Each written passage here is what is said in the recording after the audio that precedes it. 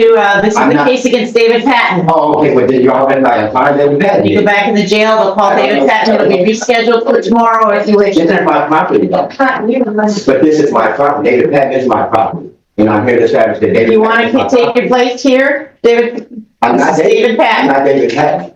That's not, sir. I am making dog shot. We're here for an initial appearance on David I want Patton. to challenge jurisdiction. If you're not David Patton, you can't challenge anything. Okay, now we can Take it back. We'll be Rescheduled for tomorrow. Oh, we want to go pro se. All right, okay, we'll start with you first. Who? Patton? Yeah. I'm not David Patton, but that's my property. Okay. You stand there on the yellow X and then there's the paperwork. Who are you? Phone call 25 TM 724, State of Wisconsin versus David I Patton. ain't gonna stand with you. Appearances. I'm not Mr. Patton. Mr. Patton is my property. Does he have to go? Mr. Patton is my property. Don't do it. You can do whatever you want. Sorry, you. Are you David Patton? I'm not David Patton. You can go back in custody. We'll find David Patton. Okay, David Patton is my property, though. If you wish to, this is I'm the not- case against David Patton. Oh, okay, but then you all been like, fine, David Patton. You go back in the jail, they'll call David Patton. It'll be rescheduled for tomorrow if you wish. This is my property, though. But this is my property. David Patton is my property. And I'm here to establish that David. You want Patton is my to take property. your place here, David? I'm not David I'm Patton. not David Patton.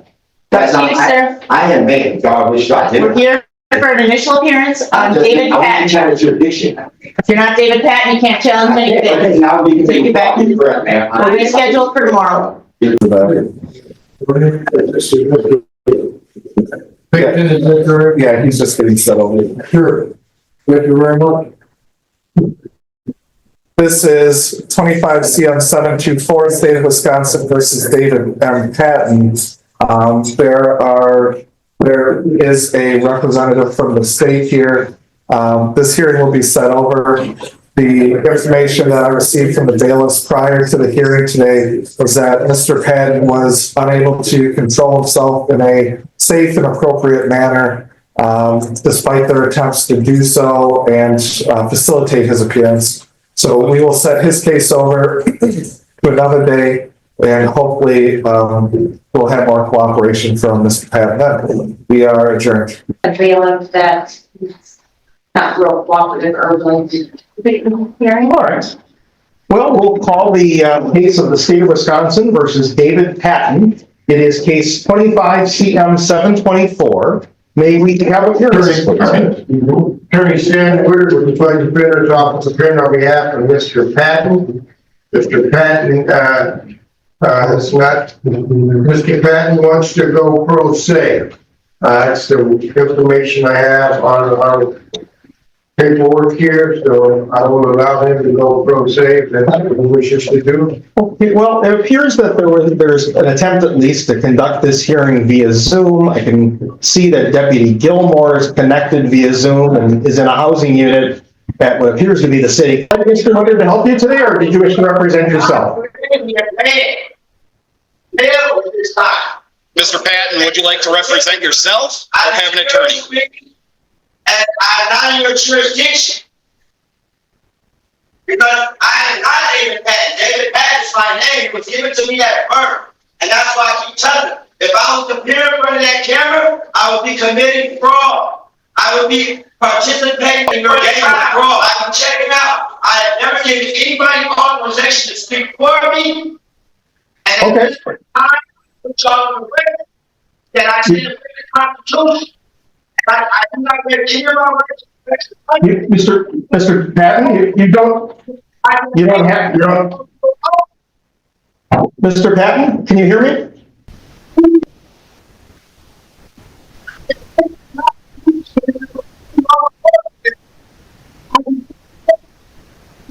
So Deputy Gilmore, I can no longer hear him well. Is he turned away like the opposite direction or something?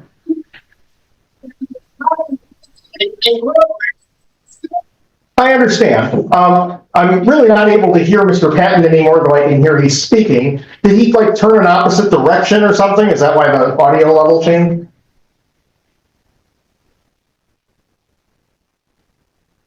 Okay, so Mr. Patton, I'm going to basically give you one more opportunity. But I need you to clearly articulate, and just on this point, whether you'd like to have Mr. Woodard help you here today or whether you're going to represent yourself. Patton, would you like to have Attorney Woodard represent you, or would you like to represent yourself?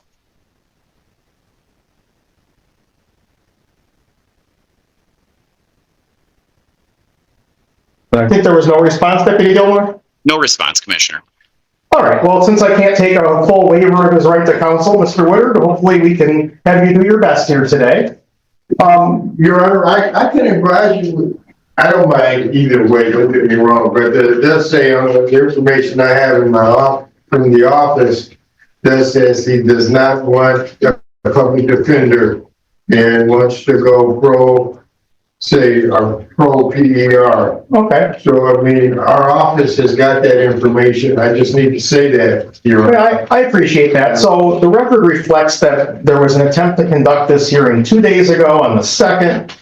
He was here in the courtroom, apparently refused to identify himself and eventually had to be removed. The next day, on the 3rd, there was an attempt to conduct the hearing via Zoom, and there was an inability to proceed on that because some actions on his part, I think they involved his state of duress and willingness to cooperate. We're now on our 3rd consecutive day attempting this initial appearance, and while the behaviors are different, I don't know that they're more indicative of an inability to proceed on his own. At this point, and I will note for the record that I'm the 3rd commissioner in 3 days to attempt to conduct an initial appearance. There, to the extent that there could be any claim that there are issues with sort of tolerance or patience on the part of the court officials, it's again now the 3rd court official involved in this. I'm going to make a finding that he's not in a position to waive right to counsel. I'll further find that he's waived or forfeited the ability to actively participate further in this proceeding. He is in a position where he can certainly listen if he chooses to do so, and I hope he does. I think that would be good for all concerned. But we're going to go ahead at this point, and Mr. Woodard, unless you feel that for some reason you cannot make arguments on his behalf other than his stated wishes, I think I'd ask and I'd appreciate it if you could try to help on his behalf.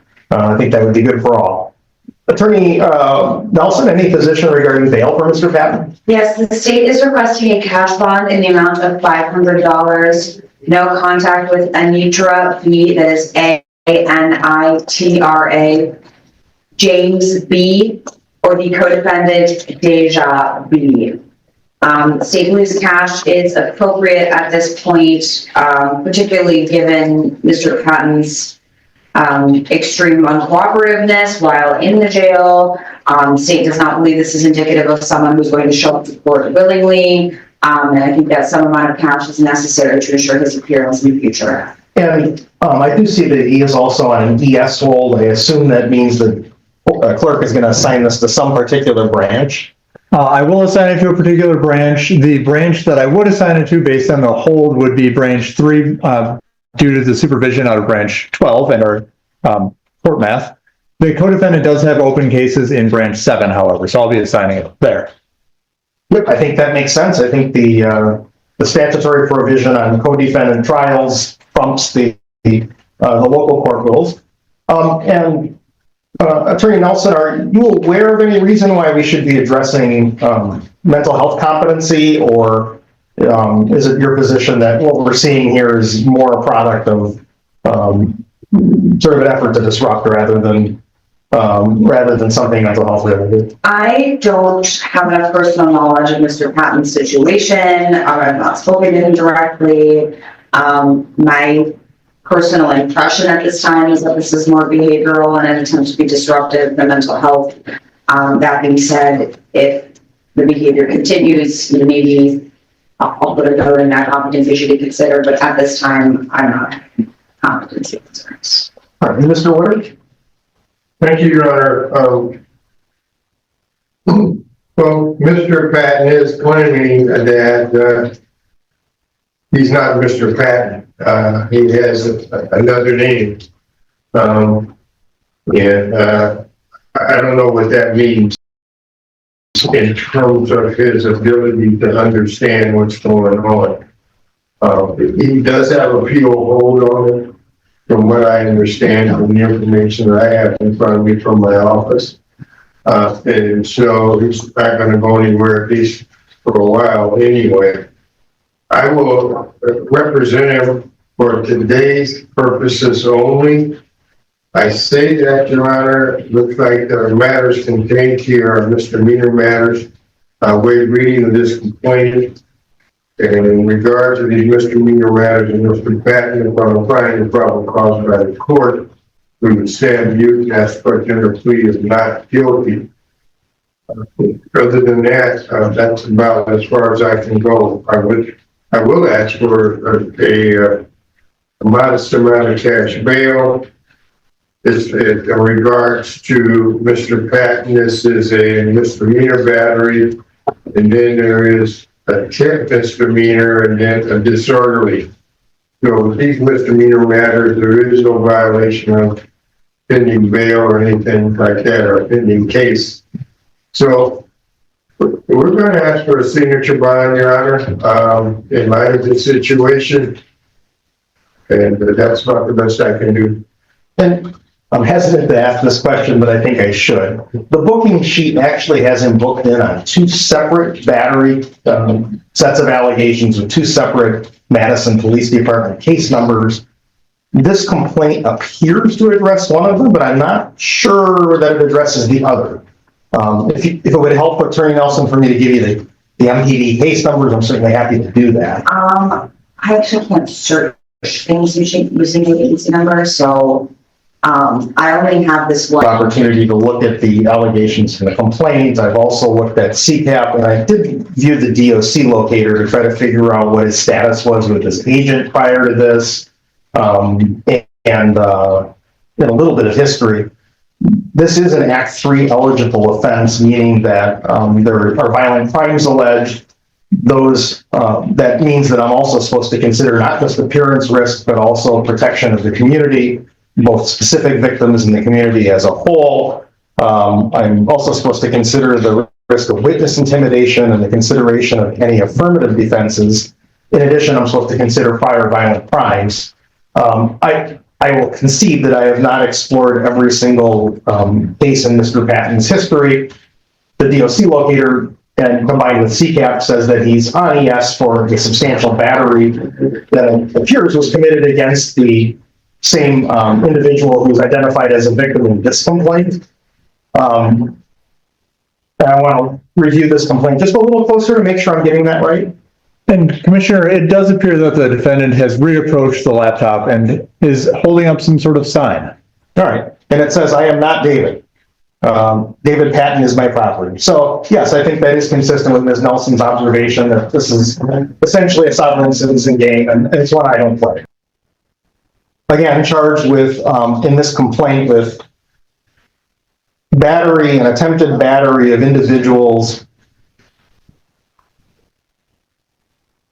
that are not the co-defendant, though the co-defendant, I think, is the individual who is the victim of the prior substantial battery.